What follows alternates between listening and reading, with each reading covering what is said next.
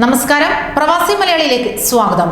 Corona വ്യാപനത്തിന്റെ പശ്ചാത്തലത്തിൽ അനുവദിച്ച സർവീസുകളിലൂടെ വിമാന കമ്പനികൾ പ്രവാസികളെ പിഴുന്നു എന്ന വാദത്തിന് പിന്നാലെ ഇപ്പോൾ ഒരു സന്തോഷ വാർത്ത.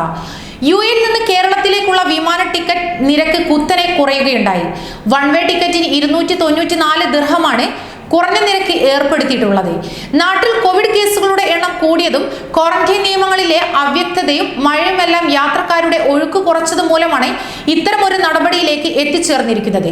കൂടാതെ നാട്ടിലേക്കുള്ള വിമാനങ്ങളുടെ ലഭ്യത കൂടിയതും നിരക്ക് കുറയാൻ കാരണമായി പറയുന്നു.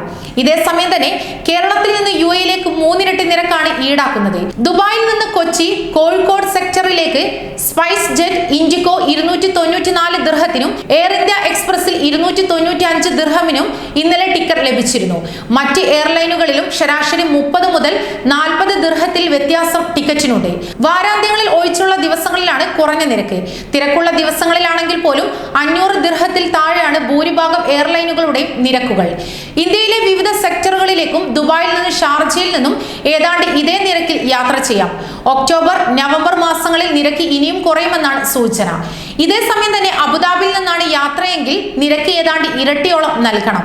അബുദാബിയിൽ നിന്ന് എയർ ഇന്ത്യ എക്സ്പ്രസിൽ തിരുവനന്തപുരം, കൊച്ചി, കോഴിക്കോട്, കണ്ണൂർ സെക്ടറുകളിലേക്ക് 680 മുതൽ 930 ദിർഹം വരെയാണ് നിരക്ക്. ഇവിടെ നിന്ന് കേരള സെക്ടറുകളിലേക്ക് മറ്റ് വിമാന കമ്പനികളുടെ സർവീസ് ഇല്ലാത്തതിനാലാണ് നിരക്ക് ഉയരുന്നത്. അതേസമയം തന്നെ നിരക്ക് കുറച്ചതിനൊപ്പം ചില എയർലൈനുകൾ ബാഗേജ് ആനുകൂല്യവും നൽകി യാത്രക്കാരെ ആകർഷിക്കുന്നു. ഗോയർ സൗജന്യ ബാഗേജ് പരിധി 40 കിലോയാക്കി ഉയർത്തുകയും ചെയ്തു. ഇൻഡിഗോ അധിക ബാഗേജിന് നിരക്കിളവും പ്രഖ്യാപിച്ചിരിക്കുന്നു.